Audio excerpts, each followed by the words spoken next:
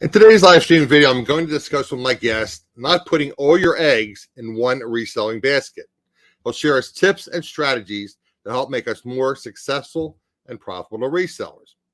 Every Wednesday, I have a live stream, and I usually interview another reseller and I have them share their tips, tricks, and techniques to make us more knowledgeable and profitable resellers. If you're interested in reselling, then you're in the right place.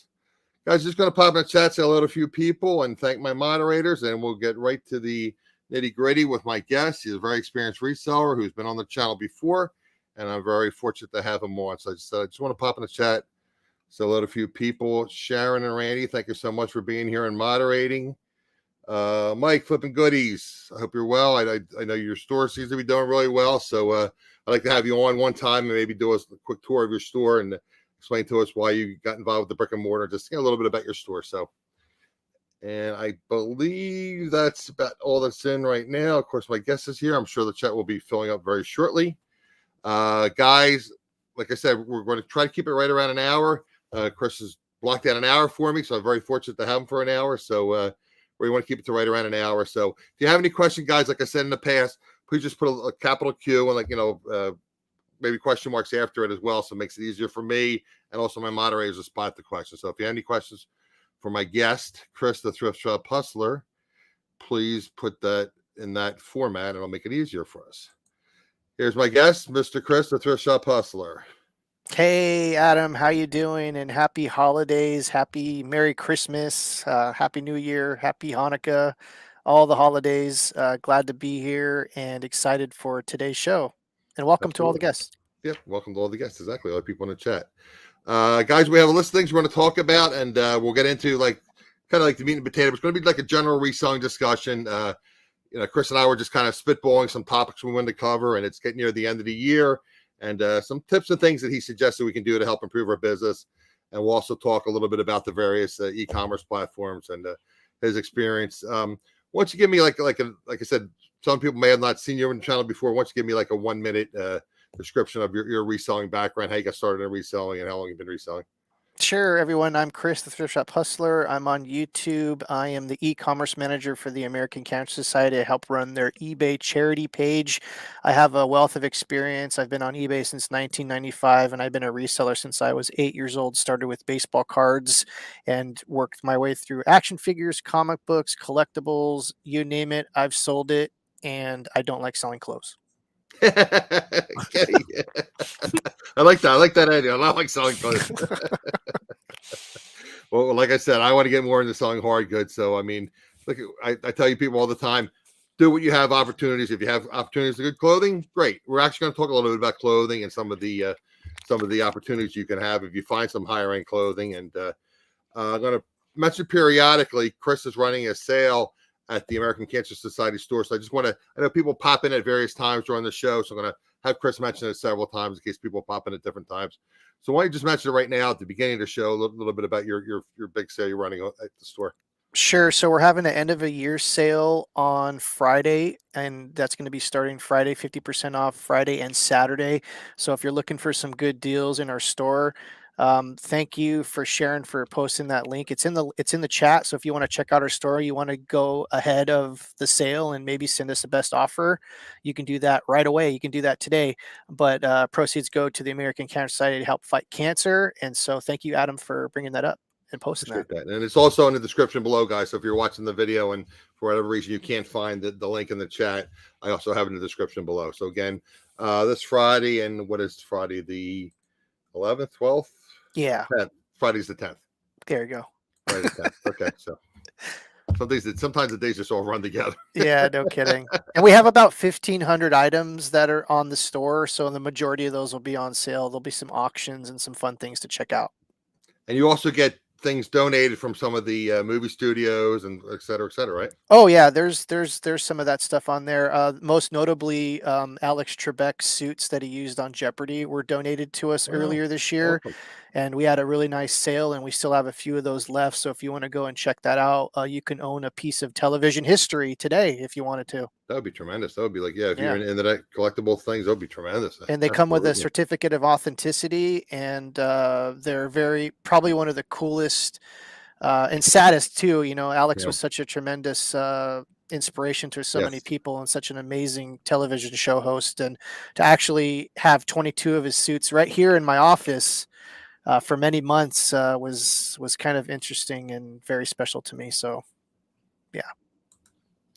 Okay, like I said, we're gonna discuss some of the end of the year things, guys, and we'll have Chris share his experience. Then we'll talk a little bit about the various e-commerce platforms, and we have a list about 10, 12 different things we want to talk about. So we'll just, like I said, we'll just bring up the various subjects and have Chris talk about it. Again, if you have any questions, just put a Q in front of your question and question marks afterwards, and we'll have Chris address it in the chat. So let's start out with you and I discussed end of year inventory. Why don't you talk to us a little bit about end of year inventory while we're ending up the year Q4? Yeah, so usually by the end of the year, we're all kind of starting to get ready to do taxes if we have taxable uh, things that we owe and all that kind of stuff. So we kind of see like, a lot of our death piles and a lot of our inventory that we have listed. And at the end of the year is a really good time and an opportunity to kind of go through some of your older inventory to see, things that haven't been selling, maybe put some things on sale. Also find those little items that somehow like an item got canceled and you forgot to relist it. I find those quite frequently, and it's a little annoying the way sometimes eBay sets that kind of stuff up where sometimes it'll automatically do it, sometimes it won't, sometimes it's a little tricky and hidden, and you're like, hey, I thought I listed this thing like 5 months ago and it's not in the thing. But when you have hundreds of items in your store, that tends to happen. So definitely end of the year inventory, definitely go and check for, definitely look at your listings, look at your titles, maybe switch some different keywords around, add some keywords, remove some keywords, and basically just do a general end of the year cleanup so that you're fresh and ready for January 2022, which is right around the corner. Yeah, I brought that up several times the last couple shows, and one of the things, and when I did my my most recent news show, they talked about the phantom listings. How Mm. listings or things that have been sold like a year or two ago are just magically reappearing Yeah. in your store, and it was sold like a year or two ago, and it just they have no idea where they're coming from. They're just popping up, and then they're being sold, and then eBay wants to ding you for not having the item. Right. So So I'll that's tell you, another reason you want to do it year-end inventory, actually a periodic inventory. But yeah, I'll tell you a funny story. When I first started this job about 3 years ago, um, the American Cancer Society used some sort of like listing software. Somehow they were in contract with someone doing right, like basically like a List Perfectly or something Mhm. type of company. I forget the name, and I wouldn't even mention them anyways.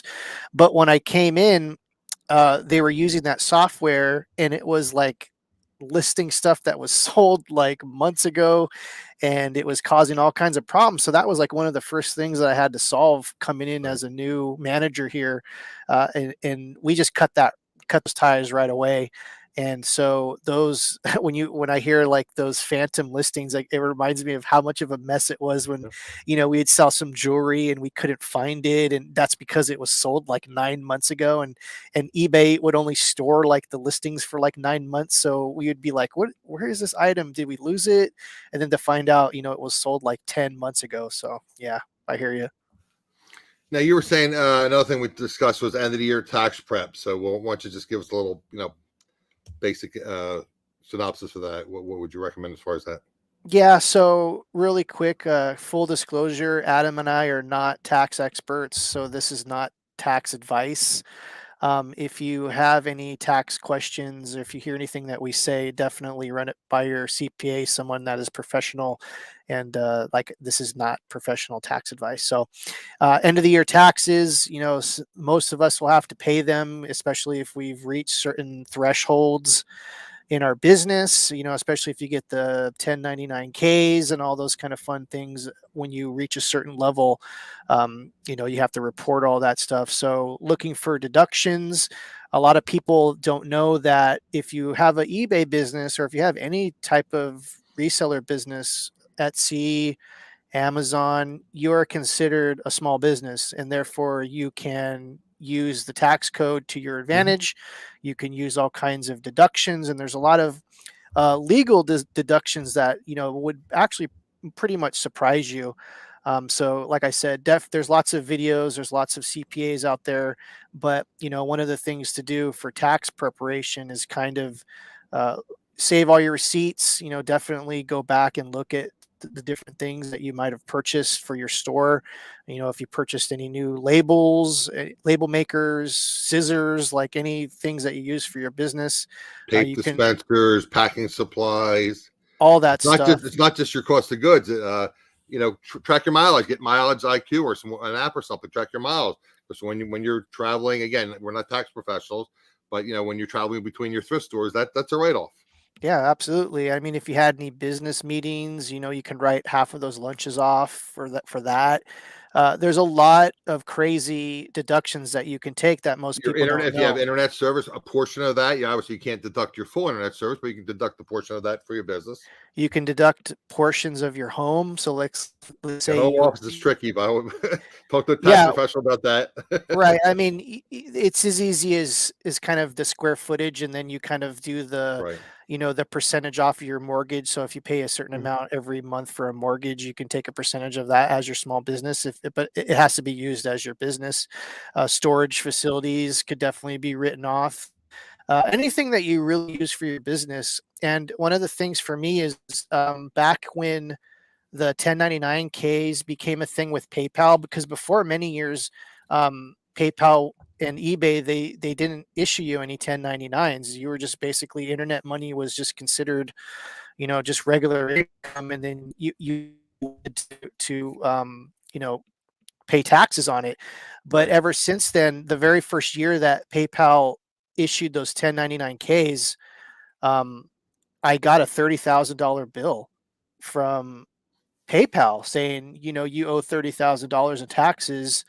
And me and my wife, being like new parents, we're freaking out because we didn't know anything about tax law, deductions. We thought we're dinged for this 30,000 and we got to pay it, and there's nothing we can do.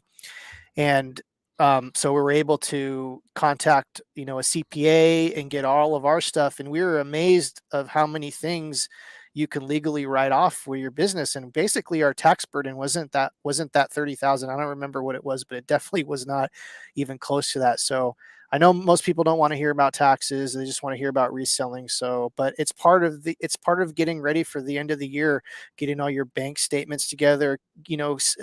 What I do is I also have all my paper receipts in a box, and they're all labeled like 2021. And every time I buy anything, I put it in that box. And then at the end of the year, we go through all of our stuff. Now, there's QuickBooks and there's a lot of great software that you Yeah, can be using. Patrick Murphy's talking about GoDaddy. Patrick, I can reach out to you. There's actually an internet CPA. Not my dad's CPA, I believe is his name. He specializes in e-commerce sellers. I know Katie and Vicky recommend them, and Casey the Rockstar Flipper recommend them. So a lot of resellers do use them. I'm not saying you should use him in particular, but maybe that's someone you want to talk to. So I Yeah. can get you that information, Patrick. I'll send that to you, and I'll send that to your Instagram or whatever. I'll make sure you get that information. It's You, Not My Dad's CPA is the name of his company. yeah. And usually when you get to be a bigger store and like $100,000 sales and things like that, it gets a little tricky. So at some point, you definitely have to reach out Right. to a CPA or someone to do your taxes. If you're doing your taxes by yourself and you're a small business, more power to you. But I think everyone knows at what point they need a CPA or someone to do their taxes for them. And that, for me, that was like many years ago. Right. And we have an amazing lady that does them, and she's really good at what she does.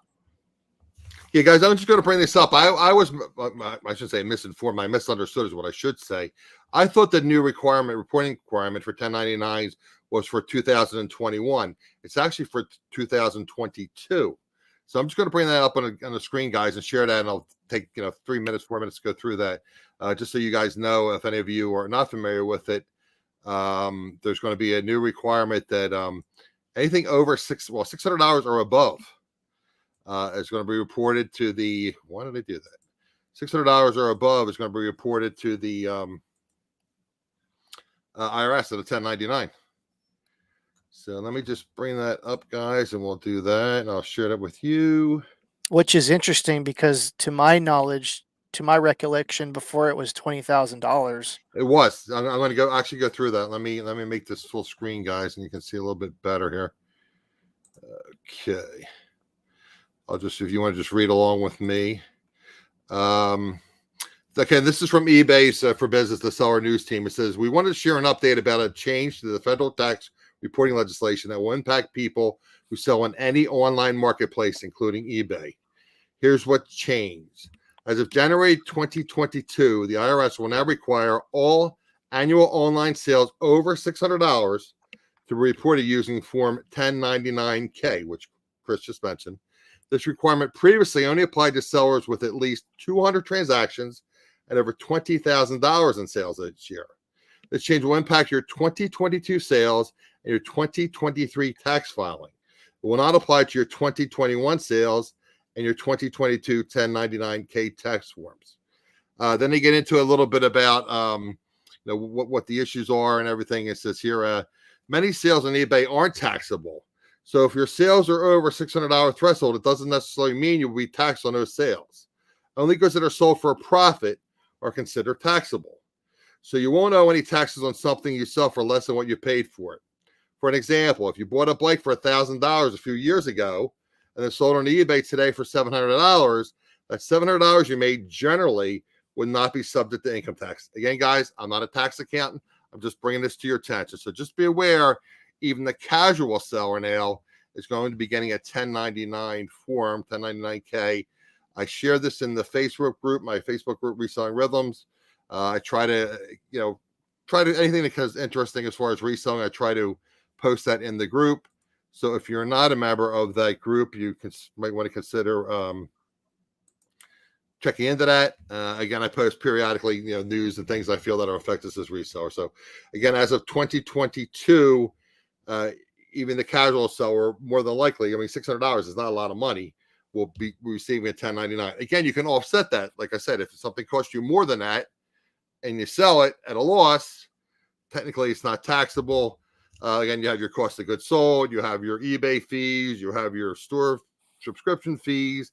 Again, we discussed earlier, your gas, your internet, et cetera, et cetera. So anyway, just keep in mind that the new requirement is only $600 in sales. So it makes sense to me. I mean, the government's missing out on like hundreds of millions of dollars, if not billions of dollars, from that $20,000 threshold, because there's literally millions of eBay sellers and Amazon sellers and e-commerce sellers that are under that $20,000 range. And could I bring something up real quick about Etsy too?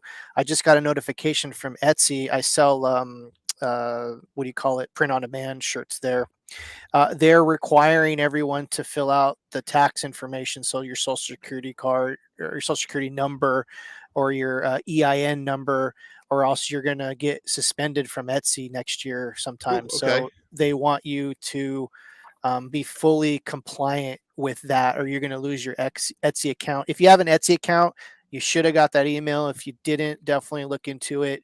And it's just one of those things. Like it's funny because the government is allowed to like print trillions of dollars, but they're going to try to come after you for your $600. Like this world is nuts. Like it makes no sense to me. Like some of these things that happen, you would think like, the government would want their citizens to be prosperous so that they buy goods and services so the economy gets better. But no, they would rather take your money so they could fight a war in some other country for trillions of dollars. It makes no sense, man. Okay. But yeah, what like Randy said also was that if you're not selling at least $600 a year on an e-commerce site, you might want to consider selling on another e-commerce site. Or maybe, again, I always say the only thing that's pretty much changed, if you're not selling $600 and you're putting in the effort, maybe you need to mix up what you're selling or sell on a different site. And what Tommy Bernard is saying here, think about how much they're losing on Facebook and YouTube auctions. That's a fact. There are so many auctions. I mean, I've been going live this time, well, at least for 2.5 years now. I used to go earlier in the day, but always on a Wednesday. Now there's like 3 or 4 auctions every time during my show. It's like auctions are coming out of everywhere. So I mean, can I just add one thing? Like Tommy is a national treasure to the reseller community. I don't think he gets enough credit for the amount of work he does when he does his live shows and stuff. So if you're not following him, definitely go follow him. Him and Tracy have an amazing show that they do all the time, and it runs for hours, which I don't even know how they do it. But a huge shout out to Tommy. So I'm usually trying to sleep, maybe not sleep, but trying to sleep. Yeah, he's one of my favorite people online. If you're not following him, go follow him, please. Right. Okay, guys. So we want to talk a little bit about end of the year and taxing, keeping things organized. Um, Now you and I had discussed two things actually. I guess we can combine these two things together. Resetting for 2022 and what to do with your excess inventory. How do Right. you want to handle those? Say that again. I'm sorry. My brain was like just That's shut okay. down.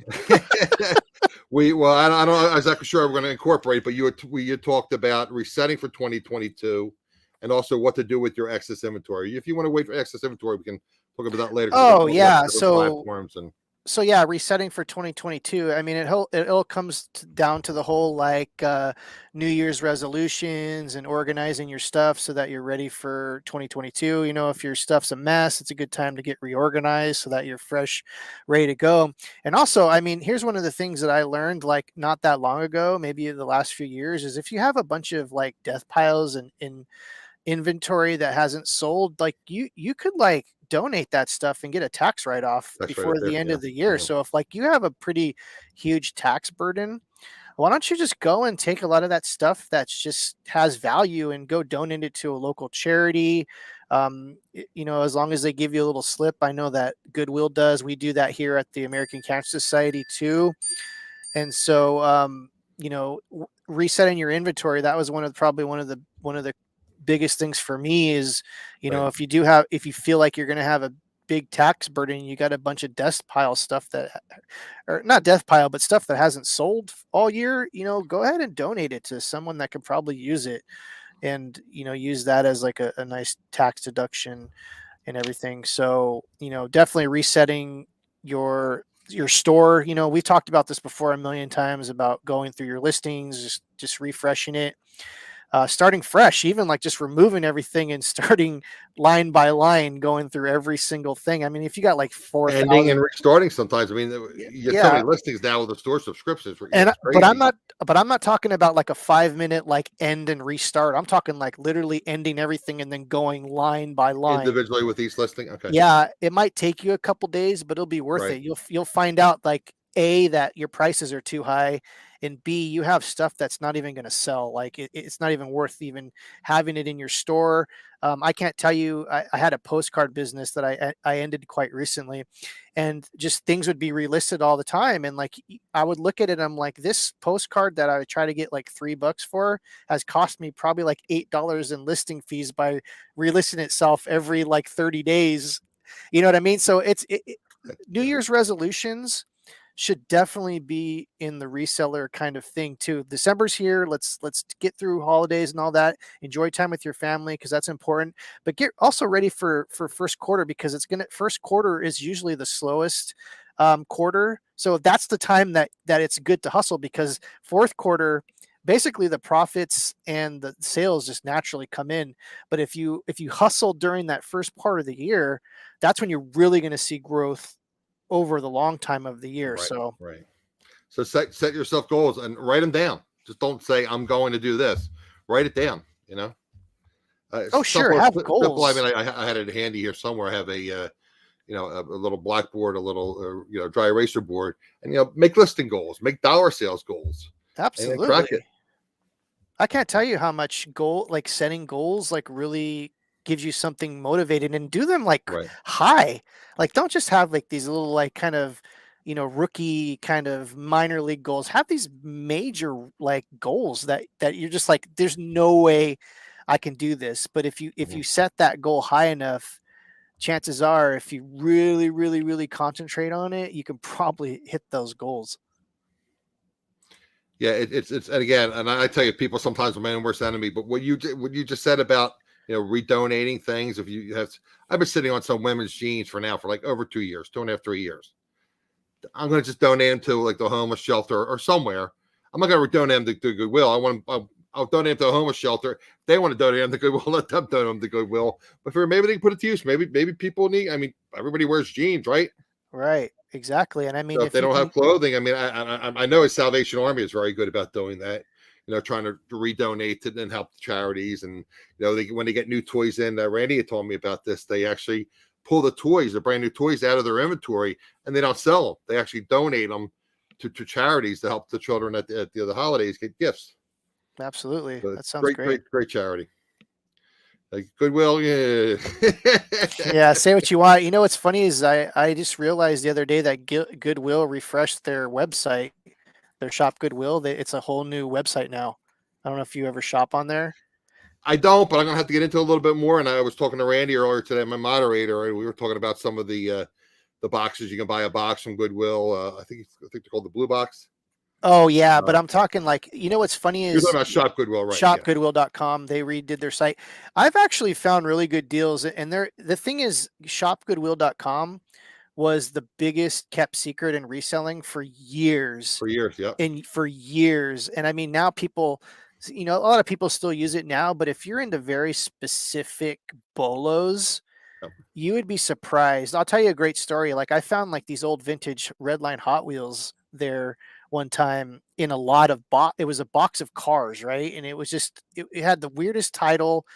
Couldn't really search for it, but I knew what I was looking for, and I lot sniped it, Okay. and I got like 500 for one and like 700 $500 for for one another, red lines. for one Hot red Wheel. line, because they were in the Wow. package, like they were brand new. Oh, okay. And I paid like maybe 115 for the lot, and I was praying that when I ordered that they would have packed it right, because I did not want that. You don't want that one to be damaged. You want to It, make sure you could ship right. there was two of them, Two so of them. like I didn't want and there were like a bunch of little Tonka trucks too with them, so they were all Okay. metal. So I'm like, oh, please pack this correctly, and they did, and I had a really good turnaround on that one. So there's some deals still on that site, but you got to know what you're looking for. Absolutely. Yeah. And, you know, we talked a lot of times on the show, talking with my other guests about just, just researching, whether it be, I mean, if you have an iPad or a tablet, or, some people now that their smartphones are the size of the tablets. Oh If you're yeah, watching a sporting event or something, I mean, well, there's no baseball now, but God knows when we'll have baseball, but that's another story. If you're watching a sporting event and it's kind of dull, or, whatever, you just get on your phone, pull up eBay, look, you search for things and prices, and try to do some research to see what's selling well and see what things are selling for. Check your prices. Sometimes things have gone up, sometimes things have gone down. So that's another thing you can always be checking. Prices constantly change on these e-commerce sites. yeah. I'm sure everyone has a story of buying like 2 dozen something on clearance, thinking they were gonna make Outlet Bandits, and then get home and realize that the market has shifted overnight, pretty much, on those particular items. Yeah, and I was talking about, I don't know if it was from Randy or somebody else, talking about some of these bolo groups. But if everyone has the same bolo, it's say especially on Amazon, it's a race to the bottom. Absolutely, Everybody's listing the same thing and going out and buying the same deal. yeah, I never got the people that would always share those bolos, but I get it. They're just trying to help everyone out, and trying to. Well, a lot of them, they're Patreon groups, or they're pay groups. Right. I mean, they create content too, so Right. it's like one of those things. They're generating basically content for those type of people. But you're right. Like if everyone else is doing it, the price is going to go down, because the supply and demand theory. And mark my words, like you could do supply and demand on pretty much anything, and know, like, supply and demand. Is there too much supply? Is there not enough supply? Is there demand? Is there not enough demand? You can literally do your whole reselling business on that just principle alone. Okay, now you talked about the resetting. So what would we do? I mean, obviously, like you said, do inventory, check prices. What else would you say we should do to reset your business for the upcoming year? Setting goals.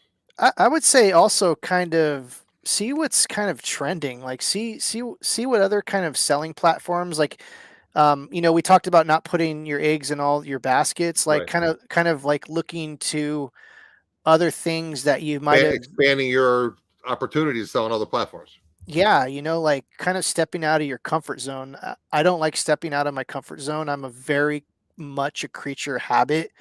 And I tried Poshmark, I tried List Perfectly, like I tried all these different things. They weren't for me, Mm-hmm. but they might be for you. So, another thing about resetting your business is not also just thinking that eBay is the only thing that you can sell on. I mean, there's Macari, there's Amazon. Like I had pretty good success with Q4 on Amazon this year.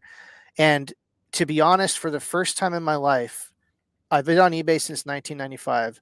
I get that Amazon's this behemoth of a reselling platform. This year, I noticed that I should have listed everything on Amazon. Like eBay, I cannot believe the things that sat on eBay for months. And the second I put them on Amazon, they sold out in like days. Really? So Okay. it's like if you guys are on eBay and you're not on Amazon, and I know you got to jump through hoops now. I'm a legacy seller. I've been on Right. Amazon Right. since Right. 2008. So I have a lot of ungated stuff. I'm not ungated in DVDs or I'd be a millionaire right now. But I'm ungated in a lot of things that would probably make people like, oh, wow, that's awesome. Like, and I don't even list it in that category. Anyways, Amazon for the first time has made me like rethink my 2022 situation with eBay for my personal business. And so I'm going to be looking more on Amazon to be able to um, look to sell on there more than eBay next year for my personal stuff. Yeah, Randy and I were discussing some things earlier this morning, and I'm going to mention that at the end of the show too. Just let me. You're getting dinged. Give me 1 second, Adam. Yeah. Okay, guys. So actually, I'll take this time to share a couple things. Guys, I'm going to mention at the end of the show as well. I did get a message on Instagram. I apologize, guys, if I don't get right back to you on Instagram. I try to be on top of my social media. For some reason, I had some things going on the last few days and I wasn't. Randy, my moderator, Randy Fasik, is selling thermal printers, Zebra thermal printers. Again, it's like $40-$50 off the normal eBay price. They are Zebra printers. They're tested. Randy tests them and includes a roll of thermal labels. So they're $150 and it's free shipping anywhere, when you the continental United States. So for to bring that up while we're waiting for Chris to come back. So I'm here. Where were we? I have no idea. Okay. We were talking before the show. We're reselling your business and the other various platforms. Yeah, we were talking like before the show. Macquarie and how well you did on Amazon and. Yeah, so I mean, if I would say to every reseller out there that hasn't looked into selling on Amazon, do it please this year. Start getting an account tonight. Start looking into that. There's two ways to sell on Amazon. There's merchant fulfilled and FBA, which means you send your products in. Don't do FBA if you're new. When you first start out, it's better, right, to start slowly and do fulfilled by merchant. Yep. FBA, I've been doing FBA since it started too. And it is one gnarly learning curve, and it just gets worse and worse every year in terms of like. Typically is where the majority of the volume is. Like I just had Maggie on last week. She was gracious enough to hop on my show when I was doing the news show, and she says she kills it again. Well, she sells books, so depending upon the rank. But she says that she has something that's again that's kind of inverse relationship, a lower rank. So the lower the rank, the better. As opposed to, like, if it's a higher rank, it's not as good. But she'll ship those into FBA. She says she does super, super well with FBA, fulfilled by Amazon. And she has the slower moving items she fulfills by merchant, ships them out herself. Yeah, absolutely. So, I mean, that would be probably one of my best tips this show is if you're not looking at Amazon, you should definitely look at Amazon for 2022. And again, Mike and Randy, who have very large reselling business, are in the Walmart, and they're both killing in a Walmart. Again, Walmart is.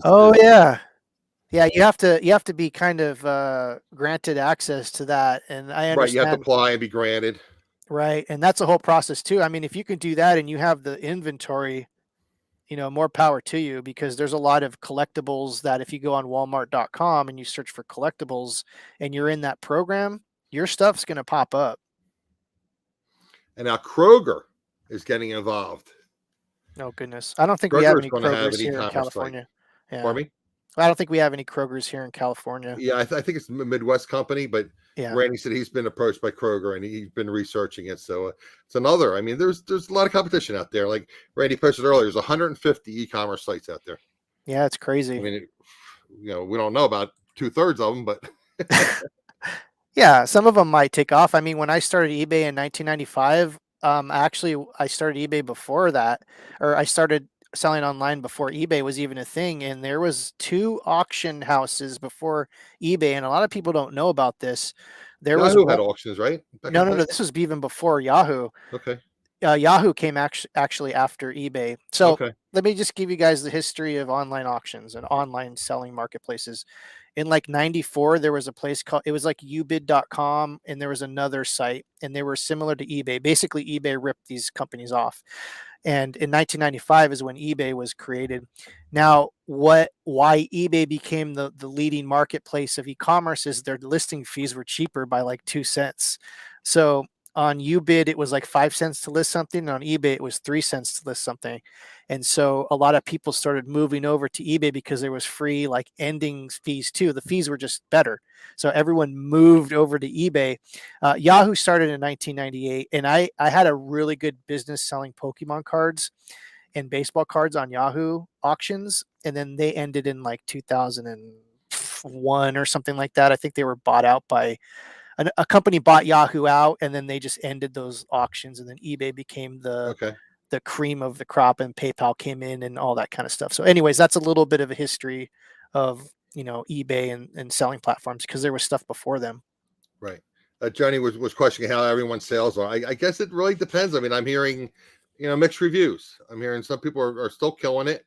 Some people it's a little bit slow. Some people, I was watching the guys this morning, actually this afternoon, it was Joe, Mike, and Dan, the three amigos, I guess we call them. And they were saying some days they have a great day, and the next day they sell nothing. Next day they have a great day, and the next day they sell nothing. So it's up and down. But yeah, if you're not selling Q4, and again, it depends on what you're selling. Like I had Maggie on last week. She says she sells mainly women's plus clothing and books. So that sells year round. It's not more, it was not really a holiday item per se. Yeah, and it goes to show, like, if you're just selling on eBay, I don't want to tell you what to do, but I feel like you're doing it wrong. Like, it's good to Absolutely. like have one kind of egg in your basket, but it's also good. And this is from experience, is having multiple forms of income. If you're a reseller, Yes. I'm involved in like 2 dozen different things that generate income. eBay is just one of them. I'm on Amazon, I'm on Etsy, I do a lot of other things too. And if your sales are slow on eBay, well, then you have these other kind of things to kind of fall back on, and eventually, you know these businesses just take off, and one night might not be working, and then the other one will just like pay your bills one month. You never know. So definitely look into other platforms if you can. And again, I'm not an expert on cross posting, cross listing, but Maggie was on, and I've heard pluses and minuses about this perfectly. I've heard pluses and minuses about Vendoo and some of the other cross posting services, but Maggie says she loves List Perfectly. They've added some new features. So again, guys, if you have any kind of quantity of things and you're only on one platform, maybe consider adding another one or two platforms, and just list it on your one platform, and then have List Perfectly or whatever service you're using have it cross post, and then just help you keep track of it. And the old saying, like the more bait you have in the water, so to speak, like a fishing analogy, the more opportunity you have to catch fish. Yeah. So I used Vendoo and List Perfectly. For me personally, this is nothing against List Perfectly. I haven't used them for over a year, so Right. I don't know if it's better. But I used both of them in the very beginning, because I actually had List Perfectly people like trying to like reach out to me to kind of like advertise for them, Right. and I told them I wasn't going to advertise unless it was a product I can stand behind. And I feel like a lot of resellers, they just kind of they get their first like sponsor, and they're all about it, and they don't really like do the research, and they just want to make some money and sell something to their Right. clients and or their supporters, and that's not Right. me. And I did literally try both of them. I didn't really have a good experience with List Perfectly. I had a better experience with Vendoo, and I Right. used them for a year. I cut them off maybe a year ago when I stopped really kind of being involved in reselling and more Right. into like the Right. technical stuff that I do now. But there's one thing that they both do not do, and maybe they do it now. I've reached out to them a long time ago. The first app, the first relisting app, or the multiple platform app that can automatically end listings, will be the Yep. app that wins that thing. Right now, you have to manually go and end all your listings. The second one platform is able to list or end all the listings once it sells in one platform and relist all the listings in one platform. They will win that war. So far, none of the software has been able to do that. Yeah, I'm having a brain freeze. When I had the Atlanta Flipper on, he's using a service that's based in India, and apparently they periodically check, you know, check sales, and then they do, but they manually remove it. But they're basically a virtual assistant. It's software and a virtual assistant. Well, it's all APIs, and basically it's just a call on the server to say, is this item on sale still? Is it not?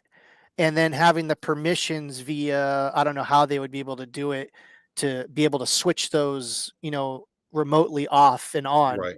And I think that's the problem, is you have to kind of have software that's been legitimized. It's a lot of work. I understand Right. why Right. technically it hasn't been done, but it could be done. Just the right people haven't been involved yet to make it Yeah, happen. I know Randy and Mike Flipping Goodies both use Shopify, and Shopify does do that. Again, that's way out of my league. I don't want to discuss it, so I don't want to give any bad information. But apparently, Shopify does that. They like I said, the AI does it, certain periods of time and checks, and I guess it can automatically remove certain listings. Okay, well that's cool. And then that's Yeah, gonna but set. Shopify is a pricey service, but again, these guys are killing. They're on, like I said, they're on Walmart, they're on Amazon, they're on eBay, they're on quite a few sites. Okay. Yeah, it And I looks guess like there's Channel Advisor, whatever that Channel is. Advisor, Randy uses Channel Advisor, right? Then perfect. Then those are going to be the things that are really going to set themselves apart from everyone else. Absolutely. Okay, so at this again, and I like I said, I've heard bad things about this Berkeley, and I've heard a lot of good things. And my understanding is they're getting better. So have I. Yeah, I know people that swear. I have heard they are definitely getting better. Yeah, I have people that They have swear photo by room this now as a perfectly. part of the package. You don't have to pay for photo room. It's incorporated. The one thing apparently is a big negative. Well, for a lot of sellers, is they don't have an app. You have to do everything on your PC Which is fine or with on your me because I'm computer. an old boomer. Like I Yeah, you're old love. school. I prefer that actually. But some people only like Sharon had brought to my attention last week. There was an issue with eBay between the app and the the PC or computer, that it was giving different shipping dates. So there was a glitch involved with the app. It was actually incorrect. Well, But that's some another people problem. just sell from their phones or their iPads or whatever. They don't sell on a computer. So it Yeah, create a problem. I've tried to list stuff on my phone on eBay and I just cannot do it. I'm a caveman potato guy, I guess. And I will be PC till I die, I guess. Mike says, I guess the basic package is $29.99 for the service. Okay, for Shopify. Okay, guys, if you have any questions, pop them in the chat. Put a Q in front of them. We have Chris for about another 15 minutes or so. We kind of have like a hard stop. So Yeah. we gotta get the best advantage that we can while we have my friend Chris, the thrift shop hustler, on. Once you and I had discussed a couple of different things. We discussed pros and cons of real and also thread up consignment. Why don't you address those two things? Oh yeah, so we talked about earlier about having different eggs in your basket and kind of getting out of your comfort zone. And one of the things that I've been using for the last 3 years is the Real, which is basically a clothing consignment store. And kind of the pros and cons with that, and ThreadUp is another kind of I would say lower end kind of consignment store. So if you have a bunch of clothes, you can just send them in and then they'll list them for you, and then you can set the prices and everything. Real is a little different, and they only accept higher end designer brands, and we've had a really good relationship with them here, especially with authenticating certain items. So, like if you set up an account with them, you send them specific designer clothes, they will price them for you and sell them, and then cut you a check or send electronic payment. So the Real is actually a really cool kind of site to look into.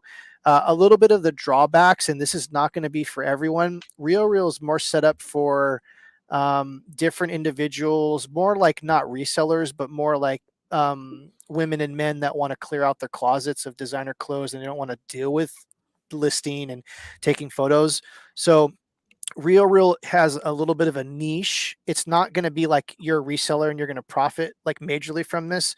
One of the downsides of Real is that they set their prices, so you have no control over Oh, the okay. pricing. So that's a major thing that rubs a lot of resellers the wrong way, If you're just like an individual that just wants to get rid of your designer clothes and doesn't want to hassle with the work, the RealReal is a really good place for you. Like I said, they set their own prices, which could be a little tricky from sometimes.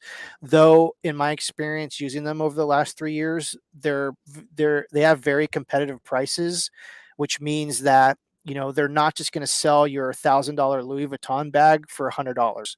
Like sometimes when you send them vintage stuff is like way higher than you think, and it sells for that price.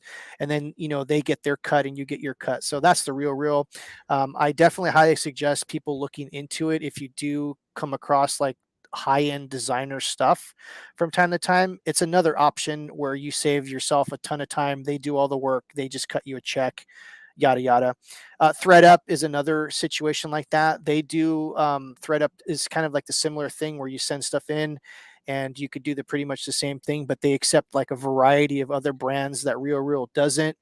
And so it's another kind of option to look at. But for me, I don't like listing clothes. So those two companies are perfect for someone that wants to save some time and just send stuff to consignment stores and they do all the work. Now you're going to get, a percentage of whatever they make. Sometimes it's good and sometimes it's bad. But if you have like a crazy online business and you're doing so much other stuff, it's just so easier just to send your stuff into these places. They do all the work and they cut you a check.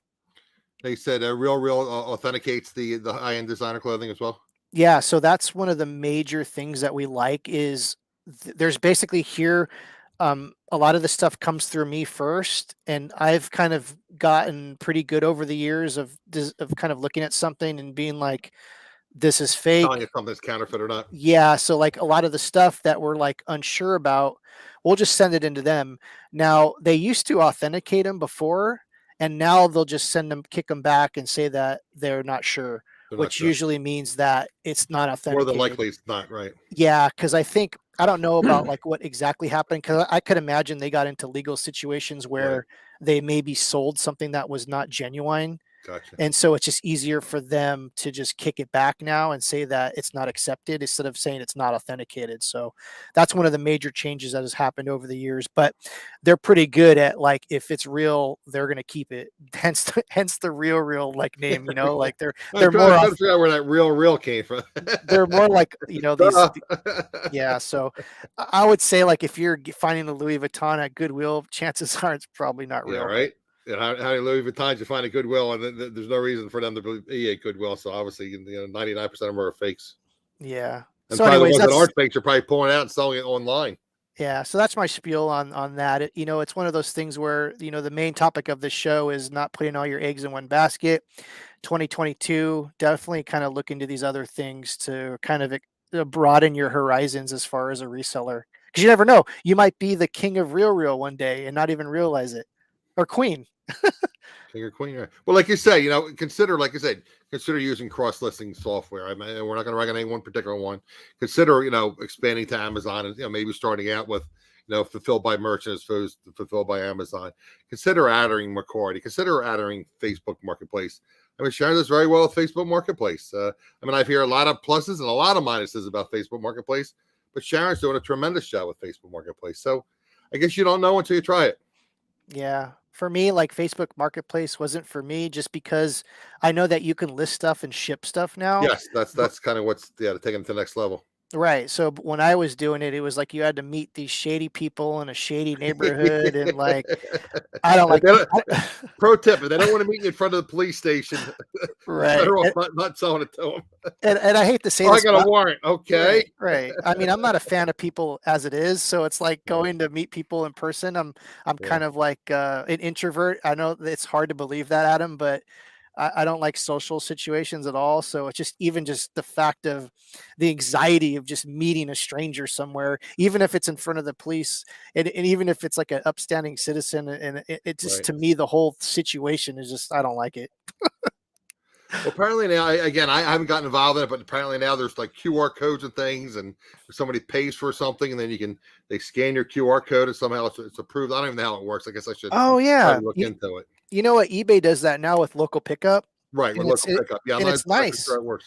I tried it. I did it twice this year, I've done it. Okay. and someone pays for something. They come to wherever you're at, or you go to Right. them. And on their app, it'll say, scan me or whatever, and you scan their app. So it's basically like authenticating the So this is transaction the person that paid for it, and here's the receipt, so to and speak. basically the identities are the phones. You know what I mean? And then Like, they confirm that they received it, and you confirm that it's going to the right right, person. right. So That's a nice addition. it's nice. Like, I like it. Like, it just reminded me of, like, since 1995, going to the post office and getting money orders to pay for something has Yep. morphed Yep. into, like, using your iPhones to just communicate with each other to do a transaction. It's nuts. Yeah, like with Venmo and all that stuff. Yeah. Yeah, yeah, and blockchain now. I mean, especially, like, I would say, cryptocurrencies, and there's so many different ways to pay for something now, and eventually it's all just going to integrate into one thing, I guess. Once you talk about the sale you're running again, this Friday, and what we say was the 10th, Friday, December 10th.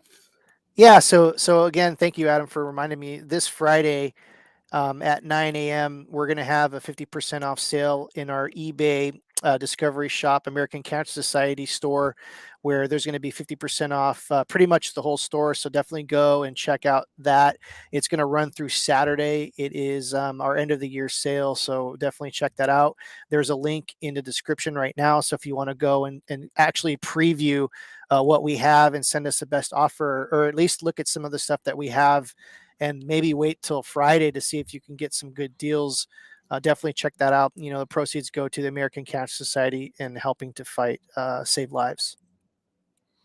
So that's something I admire Chris, because I mean he's got depth of knowledge about reselling, and he's sold all kind of things. He's, like I said, he's in the cryptocurrency now, and NFTs, and you Oh name my it. Chris God. has done it, and now he's running basically, I guess it would be what, Southern California's Yeah, first stores for the American Cancer Society. it's like the whole West Coast. We have like The whole West 70, Coast. You're up we into have like, like Oregon and yeah, we have like 72 stores Washington. now. What? How Yeah, many? 72. 72 stores. Yeah, and Wow. they're growing every year. So it's like it's basically like a higher end Goodwill. Okay. If I can break down what a discovery shop is, Gotcha. it's literally like the best thrift store you'll ever experience. And I know I'm a little biased here, but I'm coming from being a customer for like 5 years before I got hired here. There you go. And so if you're looking for like a higher end thrift store with really good prices, definitely look up the American Cancer Society Discovery Shops if you're in California. There's a bunch of them in California. So what you can do, like I said, the link is Sharon's gonna post the link. I also have the link in the description. You can, like I said, what Chris said, you can go in and kind of like shop now and pick out a few things, and then when they go on sale, buy it on sale, or make a best offer, whatever. But it's Yeah. 50% off, and is that pretty much everything? This Uh, Friday? Almost everything. I mean, the thing is, we're gonna basically curate the sale over the next couple days. Okay. So there might be new stuff, there might be stuff taken down, but for the most part, if you go and look now and send us the best offer on stuff that you see now, maybe we'll accept it if it's reasonable. So definitely go and check that out. At a minimum, follow it so you know what you're interested in. So when you pull up your eBay store, your eBay account, you'll know, okay, I'm following this item, so I'm going to try to see Oh, what they. oh my goodness, we have like 8 volunteers listing, and there's stuff that goes up every day, and there's some really Okay. good deals on things. So if you're looking for like really good deals on collectibles or clothing or just literally anything, definitely go and follow that store. Right. Okay. I just want to bring up a few things, guys, real quickly. Again, guys, I had mentioned earlier, and you guys know I'm not monetized on YouTube, so I do this to try to help you and help myself. So like anything like reselling, there's time involved, there's cost involved. So again, I have Buymeacoffee, I have PayPal and Cash App. I also have a link to Randy's website, facing.com, where you can buy delicious coffee, spices, and old-fashioned candy. And when you register on Randy's site, you just put an AE for AdamsExploits next to your name when you register. And Randy is kind enough to pay me a small commission on anything you guys buy, no additional cost to you. And I also want to bring up that, which I brought up earlier in the show, that if anyone has any interest in purchasing a thermal printer, Randy has Zebra thermal printers that are already tested. So he's offering them to my viewers at a discounted price of $150, which includes free shipping. They're tested, and they include a roll of free labels. So I wanted to, I always say that time is your most valuable asset. So I want to thank Chris for his time, and those of you here in the live, as well as watching the replay, for your time. And I just want to remind you guys, if you haven't already, Please consider leaving a thumbs up, subscribe, turn notifications on, leave a comment if you can, and we shall see you again next Wednesday at 7 p.m. Eastern. Appreciate you being here. We got a hard stop from Mr. Chris. See you next Wednesday at 7 p.m. Thanks, Take care, Adam. guys. It's good seeing you.